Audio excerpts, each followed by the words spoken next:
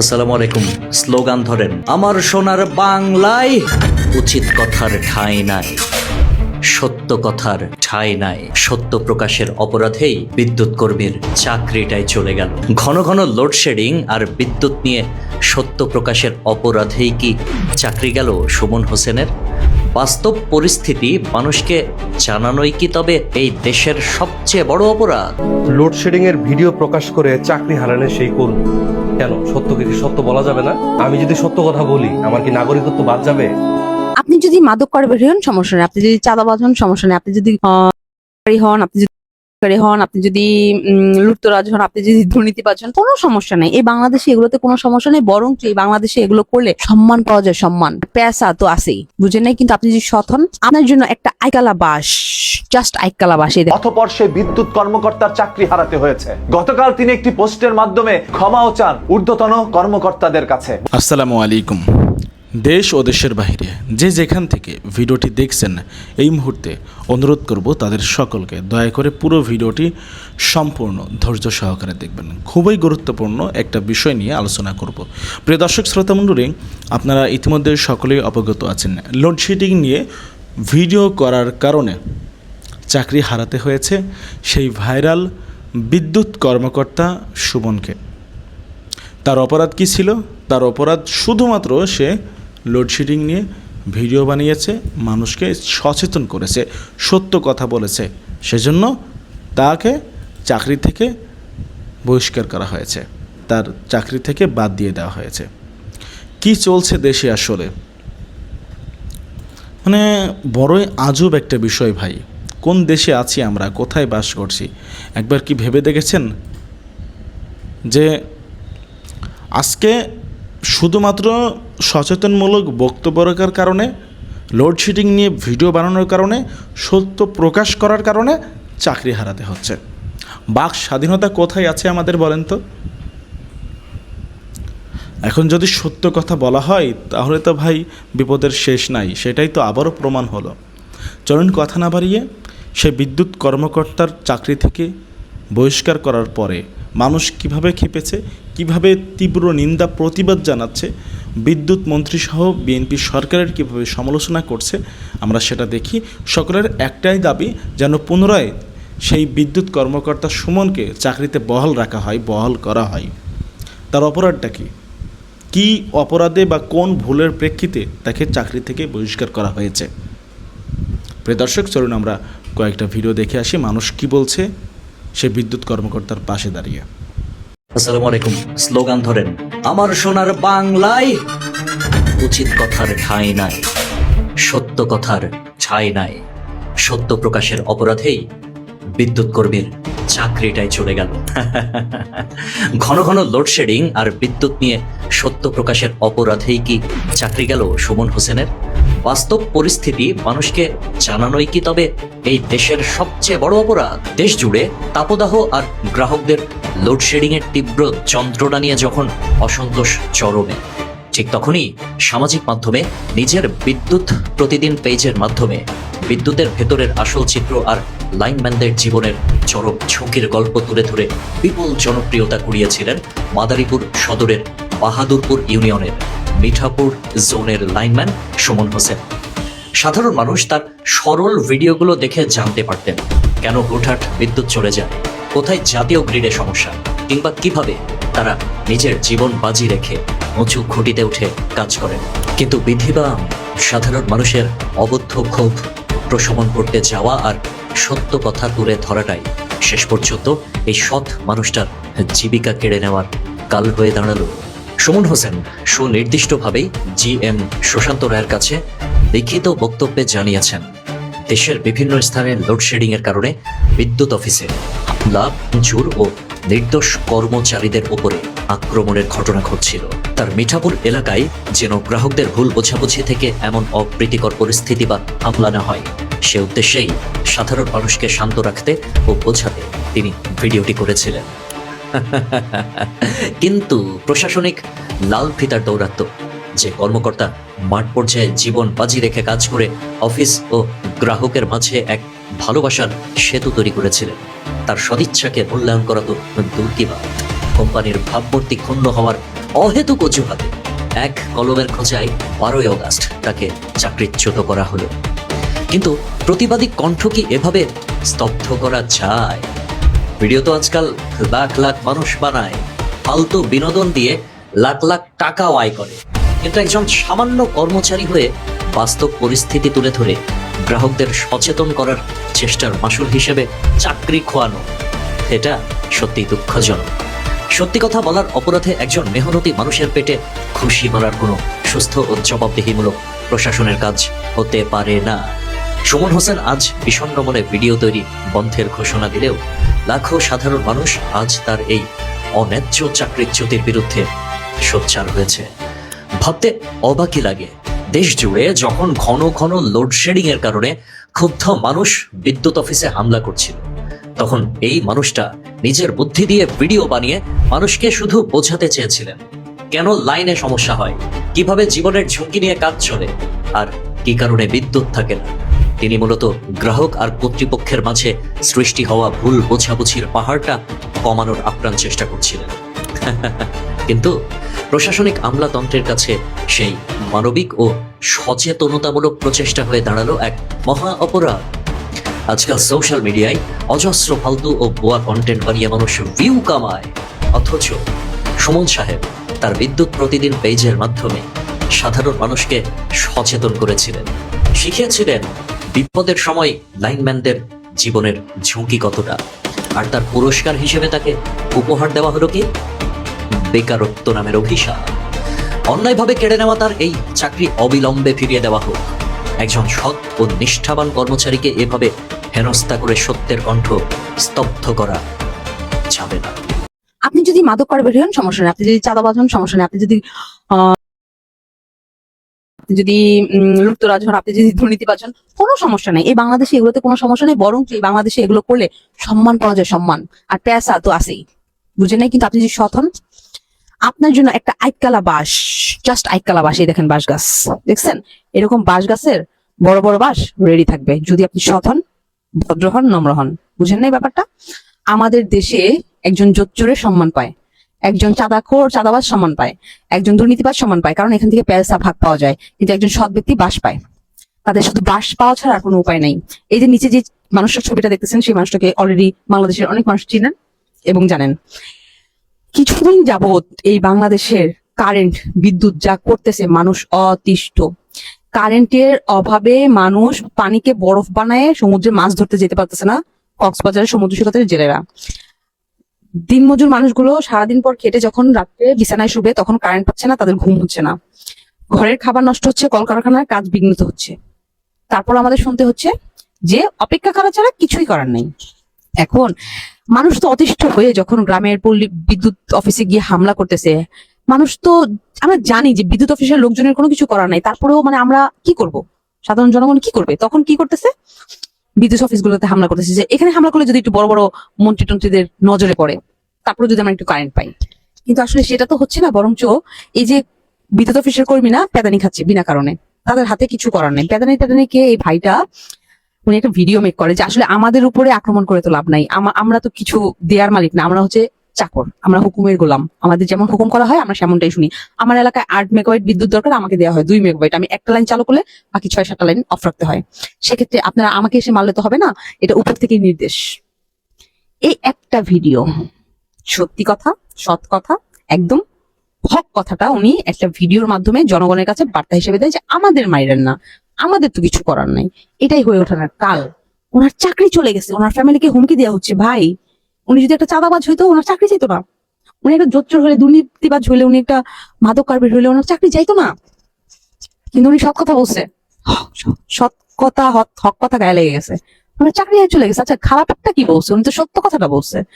উনি জাস্ট সত্য কথাটা, যে পরিস্থিতি চলতেছে, ওনাদের উপর হামলা হচ্ছে, এই হামলা থেকে বাঁচার জন্য উনি একটা সত্য কথা বলছে ভিডিও মেক করে, ওনার চাকরি নিয়ে নিচ্ছে কেন? মানে দেশটা কতটা মগের মুলুক হয়ে গেছে। মানে আপনি সত্য কথা বলতে পারবেন না, আপনি হক কথা বলতে পারবেন না। এটা হচ্ছে আমাদের সোনার বাংলাদেশ। তাহলে কি করতে হবে? তাহলে কি মানুষ ভালো মানুষ হবে, সৎ মানুষ হবে? সত্য কথা বলবে না তো। কারণ সত্য কথা বলতে গিয়ে যদি নিজের জানটাই চলে যায়, সত্য কথা বলতে গিয়ে যদি ফ্যামিলি হুমকি পায়, সত্য কথা বলতে গিয়ে যদি আমার রিজিক নষ্ট হয়ে যায়, তাহলে আমি কেন সত্য কথা বলবো? তাহলে আমি তালে তাল মিলে দুর্নীতি করব? এইভাবেই দুর্নীতি কাজ তৈরি হয়, এভাবেই চাঁদাবাজ তৈরি হয়, এভাবেই মাদক কারবারি তৈরি হয়। কারণ বাংলাদেশে হক কথা সত্য কথা বললে সৎ মানুষের কোনো খাওয়া নাই, বরঞ্চ বিপদে পড়তে হয়। ধিক্কার জানাই, এমন ব্যবস্থাকে ধিক্কার জানাই। উনি কোনো খারাপ কথা বলেনি, উনি একটা সত্য কথা বলছে। চাকরি নাই, হায় রে মানুষ। লোডশেডিং এর ভিডিও প্রকাশ করে চাকরি হারানোর সেই করুন কেন? সত্যকে কি সত্য বলা যাবে না? আমি যদি সত্য কথা বলি আমার কি নাগরিকত্ব বাদ যাবে? সে তো ভাই রং কিছু বলে নাই, বাস্তব চিত্রটা তুলে ধরছে। তার চাকরি যাবে কেন? সে কি অপরাধ করছে? বরং সে মানে সারা বাংলাদেশে বিভিন্ন জায়গায় আপনার বিদ্যুৎ অফিসে ভাঙচুর চলতেছে। সেই জিনিসটা জনগণকে মানে এমন ভাবে লেখাটা লেখছে যাতে জনগণ বিদ্যুৎ অফিসে ভাঙচুর না করে, এক সপ্তাহের ভিতরে সে যেন কর্মস্থলে ফিরতে পারে। এটা কেন হবে রে ভাই? এটা কি মগের মুলুক নাকি? একটা সত্য কথা তুলে ধরছে, এর জন্য তার চাকরি নাই। প্রিয় দেশবাসী, আপনাদের কাছে অনুরোধ, এই ভিডিওটা প্রত্যেকে শেয়ার করবেন যাতে আগামী 7 দিনের ভিতরে তাকে তার চাকরি ফিরিয়ে দেওয়া হয়। এই ভাইয়ের চাকরি যাবে। এই ভাই বাংলাদেশে থেকে বাংলাদেশের সরকারের বিরোধিতা করে। বাংলাদেশের সরকার যে বিদ্যুৎ দিতে পারতেছে না, মানে এই কথাটা, এই সত্যি কথাটা জনগণের সামনে প্রকাশ করে দিছে। এই কারণে জনগণের সামনেই তাকে জুতা মারা হয়েছে। জুতা কেমনে মারা হয়েছে? তার চাকরি নিয়ে নেওয়া হয়েছে। তাকে বলা হয়েছে তুই সরকারের টাকা, সরকারের পরশ, তুই হইতেছে গোলাম, গোলামের পর গোলাম, তুই কেমনে সরকারের বিরোধিতা করস? এই কারণে তার চাকরি টাকায় নিলাম। জি হ্যাঁ, বিদ্যুৎ নিয়ে কথা বলার জন্য বিদ্যুতে চাকরি করে, বিদ্যুৎ মন্ত্রণালয়ে চাকরি করে এমন একটা লোকের চাকরি কেড়ে নেওয়া হয়েছে, বরখাস্ত করে দেওয়া হয়েছে এবং এই চাকরিটা পুরো ঝুলতেছে। এখন আমার কথা হইতেছে, তাই মানুষজন কি সত্যি কথা বলা বন্ধ করে দিবে? হ্যাঁ, সত্যি কথা বলা বন্ধ করে দিতে হবে। কারণ আপনি সত্যি কথা বললেই আপনি শত্রু হয়ে যাবেন, এবং শত্রু যখন আপনি হয়ে যাবেন তখন কিন্তু আপনাকে কেউ আর পাতে তুলবে না, পাতে তুলবে না। সো বাংলাদেশের থেকে বাংলাদেশের সরকারের বিরোধিতা করা যাবে না, বুঝতে পারছেন? বিদ্যুৎ নিয়ে কোনো কথা বলা যাবে না, একদম জিপলা কোনো কথা বলবেন না, ঠিক আছে? যা মন চাই করুক, যা ইচ্ছা করুক, আমাদের বিদ্যুৎ দিতে পারলে দিবে, না দিতে পারলে নাই, আমাদের খাওয়ানোর দাম বাড়ায় দিবে, এটাতেও কিছু বলা যাবে না, আমাদের তেল বাড়ায় দিবে, এটাতেও কিছু বলা যাবে না। মানে কোনো কিছুতে কোনো কিছু বলা যাবে না। কোনো কিছুতে কোনো কিছু যদি আপনারা বলেন তাহলেই আপনাদের খোটকাইরা নেওয়া হবে, ছিঁড়া ফালায় দেওয়া হবে, অন্তরকে কালা করে দেওয়া হবে, বুঝতে পারছেন? মানে এই ভাই খারাপ কিছু তো বলে নাই, চাকরিটা দেন, বুঝতে পারছেন? চাকরিটা ফেরত দেন, ঝুলাই রাখেন না, মাইন্ডসেট পেটে লাথি দেন, গরিবের পেটে লাথি মারতে এত মজা আপনাদের। বিদ্যুৎ অফিসের কিছু গোপন তথ্য সামাজিক যোগাযোগ মাধ্যমে শেয়ার করার কারণে অতঃপর সে বিদ্যুৎ কর্মকর্তার চাকরি হারাতে হয়েছে। গতকাল তিনি একটি পোস্টের মাধ্যমে ক্ষমাও চান ঊর্ধ্বতন কর্মকর্তাদের কাছে। বলছে, আমি হয়তোবা না জেনেই আমার জীবনের সব থেকে বড় বিপত্তি টেনে নিয়ে এসেছি। আমার মা বাবার স্বপ্ন ছিল একদিন আমি একটি বিদ্যুৎ অফিস বা সরকারি কোনো চাকরি করব। মা বাবার সেই স্বপ্ন পূরণ করে বিদ্যুৎ অফিসে আমি চাকরি নিয়েছিলাম। পরবর্তীতে যখন এই দেশের মধ্যে প্রবল আকার ধারণ করেছিল বিদ্যুতের সংকট, তখন আমি মানুষের কাছে সেই দুর্ভোগগুলো তুলে ধরছিলাম যে এই পল্লী বিদ্যুৎ কেন্দ্রগুলো কিভাবে চলে। তিনি বোঝানোর চেষ্টা করেছে তার ভিডিও ধারা যে আমাদেরকে একটি ইউনিট দেওয়া হয়, সেই ইউনিটের বিদ্যুৎটি আমরা পুরো এলাকার মধ্যে ছড়িয়ে দিই। মানে 1 গ্লাস পানি দেওয়া হয়েছে, সেই 1 গ্লাস পানি কোথায় কাদেরকে কিভাবে দিতে হবে সেটাই শুধুমাত্র তাদের দায়িত্ব, বিদ্যুৎ উৎপাদন করা তাদের দায়িত্ব না। তাই যেখানে 1 বালতি পানি প্রয়োজন সেখানে যদি 1 গ্লাস পানি দেয় তাহলে তো আমরা সবাইকে সেই পানি ভাগ করে দিতে পারবো না, কাউকে একটু দিব, কাউকে আবার দিতে পারবো না। সেই একইভাবে বিদ্যুৎ উৎপাদন কম হচ্ছিল, তাদেরকে কম বিদ্যুৎ দেওয়া হচ্ছে, অথচ বিদ্যুৎ দরকার ছিল এলাকায় অনেক বেশি। তাই কোথাও 2 ঘন্টা বিদ্যুৎ দিতে পারছে, আবার কোথাও সারা দিনে 4 থেকে 5 ঘন্টাও বিদ্যুৎ দিতে পারছে না একটানা। এমনও কিছু সংখ্যক গ্রাম রয়েছে যেখানে 24 ঘন্টায় প্রায় 20 ঘন্টায় বিদ্যুৎ দিতে পারে। সেই দুর্ভোগের হাত থেকে বাঁচার জন্য মানুষ এখন আকুল আবেদন করছে বাংলাদেশের মাননীয় সরকার জনাব তারেক রহমানের কাছে। অন্যদিকে বিদ্যুৎ অফিসে থাকা এই কর্মকর্তা যখন একের পর এক মিটারের সামনে গিয়ে সবকিছু জনসম্মুখে তুলে ধরছিল, তখন বিদ্যুৎ অফিসের অভ্যন্তরীণ বিষয়গুলো জনগণ জানতে পেরেছে। কিভাবে মিটার বন্ধ করলে বিদ্যুৎ থাকে না সেটা মানুষ বুঝতে পেরেছে। এতে করে মানুষ আরো ক্ষুব্ধ হয়ে পড়ে এবং অসংখ্য বিদ্যুৎ অফিসে গিয়ে তারা আক্রমণও চালায়, ভাঙচুর চালায়। পরবর্তীতে সেই বিদ্যুৎ অফিসের কর্মকর্তারা আইন শৃঙ্খলা বাহিনীর কাছে গিয়ে রেহাই পায় বা আশ্রয় নেয়। এখন ধারণা করা হচ্ছে এই বিদ্যুৎ অফিসের এই কর্মকর্তার কারণেই মানুষ এতটা ক্ষুব্ধ হয়েছে। আগে মানুষ বুঝতে পারেনি, মানুষ হয়তো ধারণা করে নিয়েছে কোথাও তার কাটা পড়েছে, বিদ্যুৎ সংযোগ বিচ্ছিন্ন হওয়ার কারণে বিদ্যুৎ পাচ্ছে না। এইগুলো বুঝিয়েই এমপি মন্ত্রী বা নেতারা জনগণকে ঠান্ডা রাখে। কিন্তু যখন বিদ্যুৎ অফিসের মূলত বিষয়গুলো সবার সামনে উন্মোচন করে দিল, মানে সত্য তথ্য সবার সামনে তুলে ধরেছে, তখন থেকে মানুষ বুঝে গিয়েছে এটা তো ভাই তার কাটা না, আর বিদ্যুৎ সংযোগ বিচ্ছিন্ন হয়, এটা ইচ্ছাকৃত ভাবে বিদ্যুৎ দিচ্ছে না, কারণ বিদ্যুৎ বিদ্যুৎ উৎপাদন এরকম হচ্ছে। এই যে বিদ্যুৎ অফিসের কর্মকর্তার চাকরিটি হারিয়েছে, এটা আপনাদের কাছে কি মনে হচ্ছে? এটা কি তার ভুল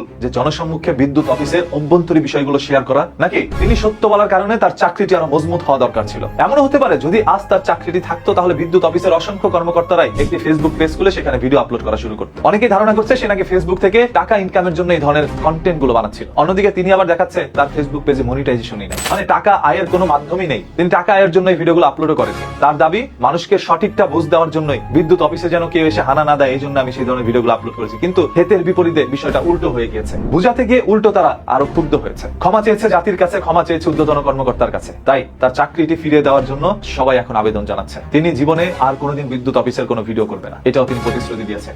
ভিডিওটি শেয়ার করে দেন যাতে করে মানুষ জানতে পারে ওই বিদ্যুৎ কর্মকর্তার চাকরি হারিয়েছে। এমনই তথ্য আমরা পাচ্ছি সোশ্যাল মিডিয়ায়। তার চাকরি যদি ফিরিয়ে দিতে চান অবশ্যই কমেন্ট করে জানান। আপনাদের কমেন্ট নিয়ে পরবর্তীতে আরেকটি ভিডিও বানানো হবে। আপনি দেখেছেন বিভিন্ন বিদ্যুতের যারা কর্মকর্তা তারা বলতেছেন যে আমাদেরকে 4টা লাইনের মধ্যে 3টা লাইন বন্ধ রাখতে হয়, একটা লাইন চালু রাখতে হয়। আমার এখানে 4টা লাইন আছে, 4টা লাইনের 3টাই বন্ধ, একটা লাইন চালু রাখতে পারছি। এটার কারণ লোডশেডিং। তো লোডশেডিং এর এত পরিমাণ ভয়াবহতা যে আমার 4টা লাইনের 3টা বন্ধ রাখতে হচ্ছে। এরপরে যখন আবার আরেকটা লাইনে যেতে আমাকে 3 ঘন্টা পরে একটা লাইনে যেতে হয়। তার মানে আমাদের সক্ষমতা নেই, বিদ্যুৎ অবস্থা নেই। এই লাইনটা যদি একবার বন্ধ হয় 3 ঘন্টা বন্ধ থাকবে, 3 ঘন্টা পর 1 ঘন্টা পাবে। এই হচ্ছে পরিস্থিতি। আমার চাকরি লাইফের ভয়াবহ লোডশেডিং, এটাই আমি ফেস করতেছি। এই যে বিদ্যুৎ মন্ত্রী দেখবেন ওনার ভাষ্য কি, উনি বলে যে গ্রামে কোনো বিদ্যুৎ সংযোগ আছে, এই বড় বড় লাইন হওয়ার কারণে মাঝে মধ্যে ত্রুটি হয়ে যায়, এই লাইনগুলোর মেরামত করতে হতে নাকি ওনার সময়। এই যে বক্তব্য, আপনার কাছে কি মনে হয় বক্তব্যটা? আপনি দেখেছেন রিসেন্টলি যারা বিদ্যুৎ রিলেটেড, আমাদের দরকার হচ্ছে সক্ষমতা দরকার হচ্ছে 29,000 মেগাওয়াট, আমাদের 12,000 মেগাওয়াট উৎপাদন হচ্ছে। তার 29,000 মেগাওয়াট যেখানে আমাদের প্রতিদিন দরকার, সেখানে 12,000 মেগাওয়াট দিয়ে আপনি কিভাবে চালাবেন? আপনি দেখেছেন বিভিন্ন বিদ্যুতের যারা কর্মকর্তা তারা বলতেছেন যে আমাদেরকে 4টা লাইনের মধ্যে 3টা লাইন বন্ধ রাখতে হয়, একটা লাইন চালু রাখতে হয়। এরপরে যখন আবার আরেকটা লাইনে যেতে আমাকে 3 ঘন্টা পরে একটা লাইনে যেতে হয়। তার মানে আমাদের সক্ষমতা নেই, বিদ্যুৎ অবস্থা নেই। কিন্তু আপনি বারবার বলছেন যে আমাদের বিদ্যুতের কোনো সংকট নেই। আপনি আমাদের বিদ্যুৎ মন্ত্রী কি বললো যে রিক্সা চালিত বিদ্যুতের রিক্সা চালিত গাড়ির এই রিক্সার কারণে, অটো রিক্সার কারণে নাকি বিদ্যুৎ সংকট। আচ্ছা, মানলাম আমরা অটো রিক্সার কারণে আপনার বিদ্যুৎ সংকট, তাহলে আপনি কেন 1400 বিদ্যুতের গাড়ি নামাচ্ছেন ঢাকা শহরে? আপনি যদি অটো রিক্সা যদি প্রবলেম হয় তাহলে বাসে কি প্রবলেম হবে না? বাসে কি প্রবলেম হবে না? এগুলোকে নীতিমালার ভিতরে আনার চেষ্টা করছে না, মানে এগুলো কারণ কি জানেন? এগুলো হচ্ছে ধরেন আপনার যেখানে ব্যবসায়িক লাভবান আছেন, আপনি যেমন জ্বালানিটাকে আপনি দিয়ে দিচ্ছেন প্রাইভেট কোম্পানির হাতে। কেন দিচ্ছেন? আপনি 3 দিনের মধ্যে নীতিমালা করলেন প্রাইভেট কোম্পানিকে হাতে দেওয়ার জন্য। কারণ কি? এর আগে তো আমরা দেখেছি আমাদের এই বড় বড় সেক্টর গুলাকে, যেমন ওষুধ সেক্টর, বেক্সিমকোকে দিয়ে দেওয়া হয়েছে, এসলমকে দিয়ে দেওয়া হয়েছে। কেন? প্রাইভেটাইজেশন করে এখান থেকে টাকা পাওয়া যায়। এই যে আপনি যে জ্বালানিকে আপনার বাংলাদেশের পেট্রোলিয়াম কর্পোরেশন হচ্ছে সবচেয়ে লাভজনক প্রতিষ্ঠান, সেই লাভজনক প্রতিষ্ঠানকে আপনি কেন একটা প্রাইভেটাইজেশন বসুন্ধরার মতো গ্রুপের কাছে দিয়ে দিবেন? কেন? এই যে লাভ, আপনি যখন দেখেন বারবার বলা হয় আমাদের গ্যাসের সংকট, আপনি দেখেন আমাদের এলএনজি মানে গ্যাসটা হচ্ছে আপনি এটাকে যে আমরা যে গ্যাসটা এটাকে তরল করা হয়, তরল করে পানি করে, মানে -ডিগ্রিতে চাপ দিলে যখন পানি হয়, পানি করে এই গ্যাসটা আনা হয়। এই গ্যাসটা আনে কোথায় থেকে? এনে আপনার বিমানবন্দরে এই যে কয়েকটা কোম্পানি আছে তারা হচ্ছে এটাকে করে গ্যাস তৈরি করে তারপরে পাঠায়। কিন্তু আমাদের সমুদ্র এই পর্যন্ত আসতেই পারে না আমাদের কন্টেইনার গুলা। অথচ আমাদের এই যে জোনায়েদ সাকি সাহেব, মন্ত্রী সাহেব, উনি বললেন যে কন্টেইনার গুলো বানাতে দিয়েছে। এগুলো বানানোর পর কন্টেইনার আসতে সময় লাগছে, কারণ এগুলো বানানোর জন্য দিয়েছে। কেন? আমরা তো কন্টেইনার গুলো আমরা তো ভাড়া নিই। কন্টিনিউ যে আমাদের যে এলএনজি যে গ্যাসগুলো আছে এগুলো তো আমরা ভাড়া নিয়ে আসি। আপনি বলেন যেগুলো বানানোর জন্য দিয়েছেন। কেন? বোকা পাচ্ছে জনগণকে এই যে আধুনিক যুগে, এই সোশ্যাল মিডিয়ার যুগে আপনি জনগণকে বোকা মনে করেন? আপনি আমরা কন্টেইনার গুলো বানানোর পরে যে আসতে লেট হচ্ছে, এই জন্য গ্যাস সংকট হচ্ছে। এগুলো কেন? এই মন্ত্রীদের কথাবার্তা গুলো কেন? আপনি প্রত্যেকটা জায়গায়, আমার সবচেয়ে ভয়ঙ্কর জিনিস হচ্ছে আপনি যে সবার আগে বাংলাদেশ শব্দের আগে ব্যবহার করলেন না। এই যে বিএনপি সবসময় বলেছে যে আমরা সবার আগে বাংলাদেশকে প্রায়োরিটি দিব, অথচ প্রত্যেকটা সাংবিধানিক প্রতিষ্ঠান, প্রত্যেকটা সাহিত্য প্রতিষ্ঠানে সবাই দলীয়করণ করা হয়েছে। অথচ 31 দফা তাদের মধ্যে 31 দফার মধ্যে ছিল তারা কোনো সাংবিধানিক প্রতিষ্ঠান দলীয়করণ করবে না। অথচ প্রত্যেকটা অযোগ্য লোকদেরকে দিয়ে আপনি সাংবিধানিক প্রতিষ্ঠানগুলো, বাংলাদেশ ব্যাংকের মতো গভর্নর আপনি বানালেন, সোয়েটার ব্যবসায়ী যে ঋণ খেলাপিতে ছিল, তাই আর ভালো লোককে বিএনপিতে ছিল না। এই যে আপনি অযোগ্য লোকগুলোকে আপনি বসাচ্ছেন, এই অযোগ্যতার প্রমাণ এই খেসারতটা দিতে হচ্ছে জনগণকে।